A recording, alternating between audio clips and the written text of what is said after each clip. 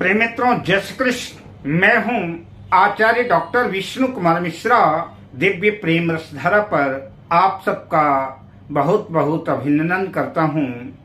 आप सबका हार्दिक स्वागत करता हूं। अगर आपकी रुचि शिक्षा के क्षेत्र से, ज्ञान के क्षेत्र से है और आप अपनी शिक्षा को और आप अपने ज्ञान को अपने कैरियर के रूप में, अपनी आजीविका के रूप में परिवर्तित करना चाहते हैं, तब्दील करना चाहते हैं, तो आज मैं इस वीडियो पर मैं आपसे चर्चा करूंगा एक अच्छे प्राध्यापक, एक अच्छे प्रोफेसर, एक अच्छे शिक्षक बनने के जन्म कुंडली में ज्योतिषी क्या क्या योग हैं। मैं इन विषयों पर आपसे चर्चा करूंगा। अगर आप एक अच्छा वक्ता बनना चाहते हैं, आप एक अच्छा शिक्षक बनना चाहते हैं, एक अच्छा पथ प्रदर्शक, मार्गदर्शक बनना चाहते हैं और साथ ही अगर आपकी ज्योतिष के क्षेत्र में रुचि है, तो यह वीडियो आपके लिए है। पर मैं विषय क्रम में प्रवेश करूं उससे पहले आपसे आग्रह, अगर आपने अभी तक हमारे इस चैनल को सब्सक्राइब नहीं किया है तो प्लीज चैनल को सब्सक्राइब करें, साथ ही नोटिफिकेशन बेल को भी प्रेस कर दें। अगर आप अपनी या अपनों की जन्म कुंडली का बृहद प्रेडिक्शन कराना चाहते हैं, विश्लेषण कराना चाहते हैं, या किसी भी किस्म का ज्योतिषीय परामर्श चाहते हैं, या कि उत्तम क्वालिटी के रियल राशि रत्न आदि प्राप्त करना चाहते हैं, तो आप स्क्रीन पर फ्लैश हो रहे नंबरों पर हमसे संपर्क कर सकते हैं। आयु कर्म च विद्या च वित्तम निधनमेव च पंचैतान विलिख्यन्ते गर्भस्थैव देहिनः। प्रायः प्रत्येक व्यक्ति का जीवन, उसकी आयु कितनी होगी, उसको कितनी श्वासें मिलेंगी, वो कितने दिनों तक इस धराधाम में रहेगा, तो उसके कर्म कैसे रहेंगे, किस क्षेत्र में उसकी आजीविका का भरण पोषण रहेगा, धन कितना होगा, मृत्यु कहाँ कैसी होगी, आदि सब कुछ जन्म कुंडली में पूर्व से ही लिखा हुआ है। उसी के अनुसार जीवन की गति चलती है। आइए हम विषय क्रम में आगे बढ़ें। प्रायः मैं हर वीडियो पर कहा करता हूँ कि चाहे कोई भी कार्य हो, किसी भी क्षेत्र की सफलता और सफलता के लिए जन्म कुंडली में लग्न और लग्नेश का मजबूत होना अत्यंत आवश्यक है। लग्न और लग्नेश जितने मजबूत होंगे, जितने बलवान होंगे, जितने शुभ प्रभाव में होंगे, शुभ ग्रहों से दृष्टि या युक्त होंगे, या कि शुभ कर्तरी योग में होंगे, जातक उतनी ही अधिक सफलता अपने क्षेत्र में अर्जित करता जाएगा। अगर जन्म कुंडली में लग्न और लग्नेश कमजोर हैं, शत्रु राशि से पीड़ित हैं, लग्नेश नीच राशि में है, किसी भी तरह से अगर लग्न और लग्नेश डैमेज हैं, तो जन्म कुंडली में चाहे जितने अच्छे, चाहे जितने बेहतर राजयोग बने हों, लेकिन उन राजयोगों को भोगेगा कौन? क्योंकि जो राजयोगों का भोगता है, जिसको राजयोगों का सुख प्राप्त करना है, वो तो बीमार है, वो तो पीड़ित है, वो तो कमजोर है।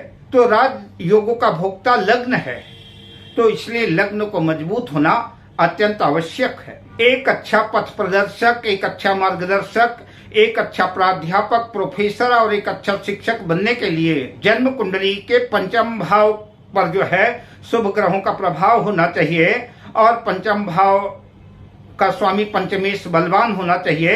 क्योंकि एक अच्छा शिक्षक बनने के लिए आवश्यक है कि शिक्षक बनने से पहले शिक्षा अर्जित की जाए, ज्ञान अर्जित किया जाए, आपकी उच्च शिक्षा कंप्लीट हो, और जब आपकी शिक्षा कंप्लीट होगी तभी तो जो है आप एक अच्छा शिक्षक बन पाएंगे।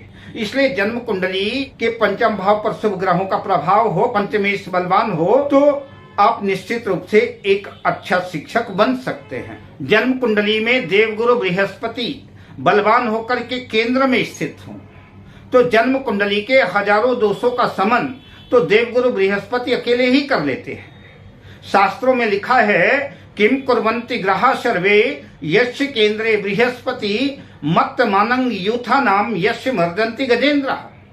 अगर जन्म कुंडली में देवगुरु बृहस्पति मजबूत हैं, बलवान हैं और सारे ग्रह विपरीत हैं, अकेला एक गुरु अगर मजबूत है, केंद्र में है, तो निश्चित रूप से कहते हैं कि मत्त मानंग यूथा नाम यस्य मर्दन्ति गजेंद्र। जैसे एक अकेला बलवान सिंह हजारों मत वाले हाथियों का मदचूर कर देता है, वैसे ही ठीक अगर देवगुरु बृहस्पति केंद्र में मजबूत स्थिति में है, तो कुंडली के हजारों दोषों का शमन देवगुरु बृहस्पति अकेले ही नष्ट कर देते हैं। और देवगुरु बृहस्पति शिक्षा के भी कारक हैं, ज्ञान के भी कारक हैं। तो जन्म कुंडली में देवगुरु बृहस्पति की स्थिति अच्छी होनी चाहिए। अगर देवगुरु बृहस्पति जन्म कुंडली में अच्छी अवस्था में है तो आपके एक अच्छे शिक्षक, एक अच्छे मार्गदर्शक, एक अच्छे वक्ता, एक धार्मिक आध्यात्मिक क्षेत्र में रुचि अभिरुचि पैदा होगी आपकी, और आप एक अच्छे शिक्षक, एक अच्छे पथ प्रदर्शक, एक अच्छे मार्गदर्शक बन सकेंगे।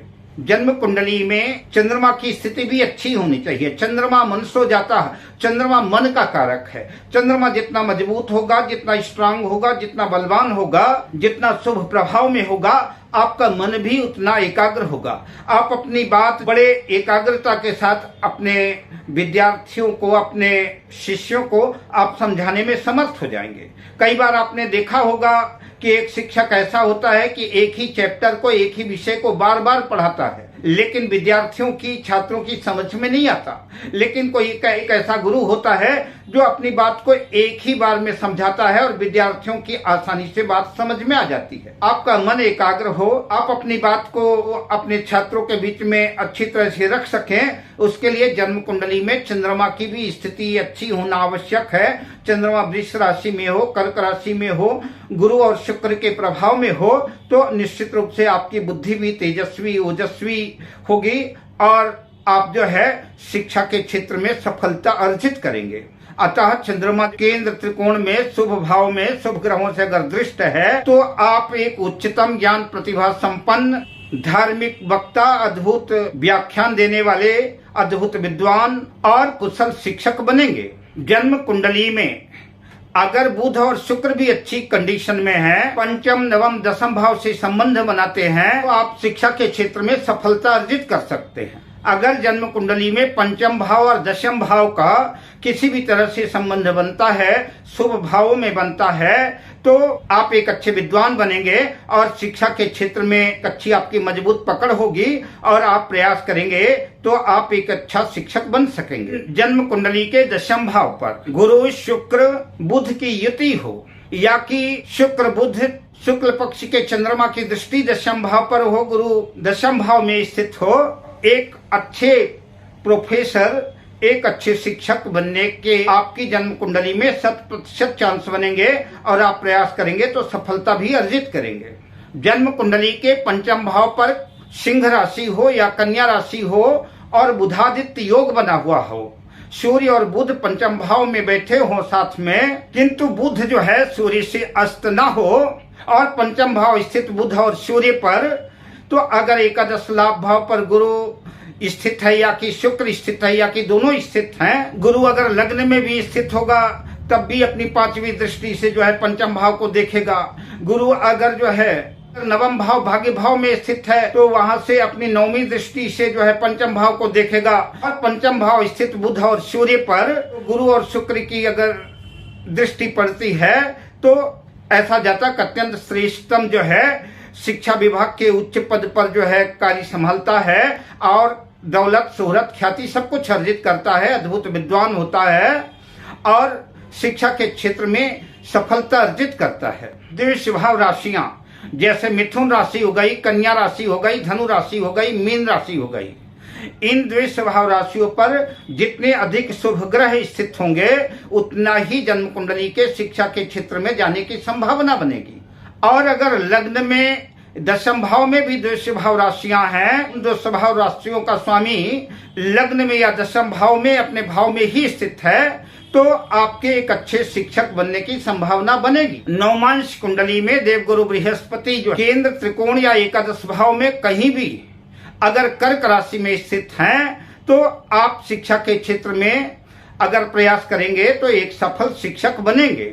पंचमेश बलवान होकर के पंचम भाव में स्थित हो या केंद्र त्रिकोण में स्थित हो, उस पे शुभ ग्रहों का प्रभाव हो तो ऐसा जातक शिक्षा के क्षेत्र में प्रवेश करता है और सफलता भी अर्जित करता है।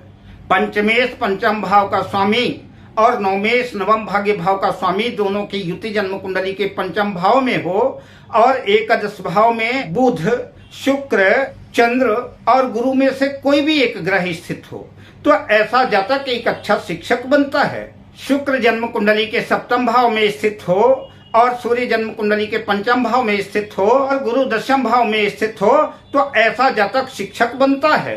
बुध, गुरु, शुक्र सप्तम में हो या दशम में हो लग्नेश और दशमेश बलवान हो और जन्म कुंडली में सूर्य की भी स्थिति अच्छी हो तो ऐसा जातक जो है एक अच्छा कुशल शिक्षक बनता है। इस तरह से मैंने कुछ सूत्र आपके सामने रखे।